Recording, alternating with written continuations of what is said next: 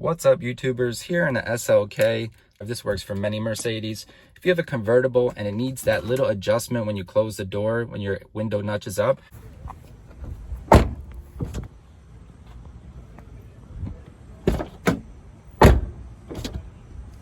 you need to make sure to do is draw all the limits. So with your ignition in position 2, where you have all the lights on, for example, you want to then take your window switches and all of them, use the up and down function to get all the way to the bottom and hold it there for about 2-3 seconds.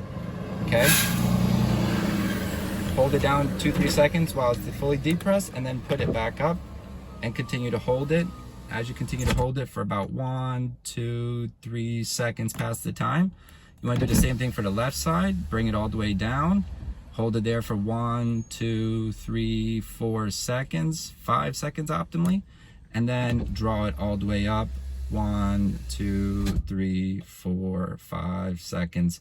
This way you actually give the adaptation values for the windows so that your windows close and open properly when you close the door, especially on the convertible cars where it needs that little adjustment when you close the door.